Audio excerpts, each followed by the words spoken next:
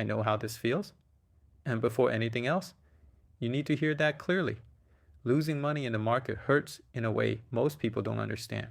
It's not just about the money.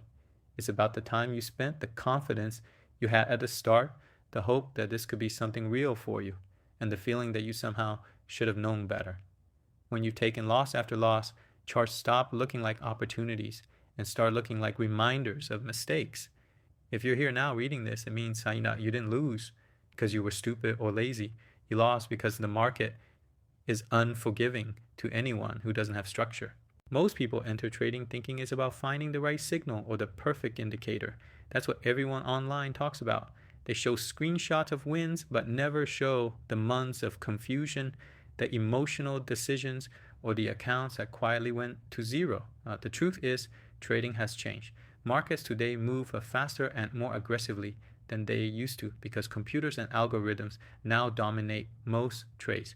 Old visual patterns that worked years ago don't work the same way anymore. And when someone keeps using them, they feel like the market is intentionally hunting them. That frustration is real, and it's exactly where many people give up. But what actually failed wasn't you. It was the way you were taught to look at the market. Let's slow everything down for a moment.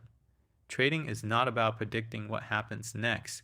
If that's what you've been trying to do, that alone explains most of the losses. Trading is about putting yourself in situations where you are more likely to survive than get hurt. And think of it like walking through traffic. Right? You don't need to know where every car will go. You just need to know which direction traffic is moving, how fast it's going, and where the danger zones are. That's all these tools are meant to do. And when you use them correctly, trading stops feeling like gambling and starts feeling control. The first thing you should have been taught, but probably weren't, is direction. Moving averages exist for this reason alone. They don't predict tops or bottoms, and they don't care about your last loss. They simply show you whether the market is generally moving up, down, or nowhere. When you trade against that direction, the market doesn't punish you immediately. It bleeds you slowly with small losses until frustration makes you take a bigger one. That's why moving averages matter. They force you to stop fighting the market and accept what is actually happening instead of what you want to happen. You might have heard people say moving averages are slow or useless because they react late. That criticism usually comes from people who blow accounts trying to be early. Being early feels smart, but it's expensive. Moving averages are late because they wait for confirmation, and confirmation is what protects you. Long-term data shows that moving averages lose more trades than they win, which scares beginners, but those losses are small and controlled. The wins, when the market finally trends, are big enough to make everything worthwhile. That's the trade-off, and it's one you must accept if you want to stop losing. Once direction is clear, the next problem most losing traders face is exhaustion. This is where RSI comes in, and this is also where many emotional mistakes happen. After losing a lot, it's natural to chase moves. You see price running, and you don't want to miss another opportunity. RSI exists to slow you down and ask a simple question. Is this move still healthy, or is it already tired? When RSI is high, it doesn't mean price must crash. It means the market has already spent a lot of energy getting here, and risk is increasing. When RSI is low, it doesn't mean price must reverse. It means that selling pressure may be running out. RSI is not there to give you excitement. It's there to protect you from entering at the worst possible time. One of the biggest mistakes struggling traders make with RSI is focusing only on overbought and oversold levels. That leads to constant counter-trend trades and constant frustration. The real value of RSI is understanding whether the market is behaving in a bullish or bearish way overall. When RSI stays above the middle level, it tells you buyers still have control, even during pullbacks. When it stays below, it warns you that selling pressure is stronger than you think. This alone can save you from many emotionally driven trades that feel logical, but fail repeatedly. Bollinger Bands address another pain point that losing traders know too well. Entering right before the market explodes against you. Bollinger Bands show volatility, which is just a measure of how wild or calm the market is. When the bands are tight, the market is quiet, and quiet markets don't stay quiet forever. Many people get chopped up during these periods because they mistake small moves for real trends.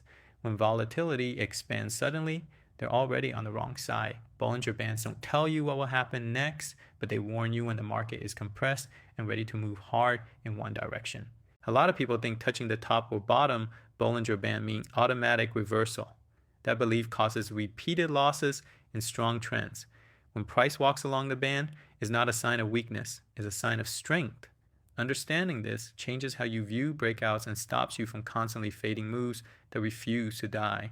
This shift alone can be the difference between feeling hunted by the market and feeling aligned with it. The reason you struggle is likely not because you didn't know these tools existed, but because no one explained how they work together. Trading with one indicator is like driving with one eye closed. Moving averages show direction, RSI shows strength, and Bollinger Bands show danger zones. When all three agree, you are no longer guessing. You are stacking probabilities in your favor. This doesn't mean you won't lose, but it means your losses will make sense and stop feeling personal. Now we need to talk about the part most people avoid, even though it's the real reason accounts die. Risk management is not exciting, and after losing money, it can feel pointless. But without it, even a good strategy will fail. The 3 to 5 to 7 approach exists to protect you from yourself during emotional moments. By risking only a small portion of your account on each trade, limiting how exposed you are at one time, and aiming for rewards that outweigh losses, you give yourself room to breathe, you stop needing to be right all the time, and that mental shift is critical after heavy losses. If you've been chasing massive returns to make it all back, you're not alone, but that mindset is dangerous. The market punishes desperation. Professional traders are not trying to double accounts every month. They aim for steady growth because they understand compounding.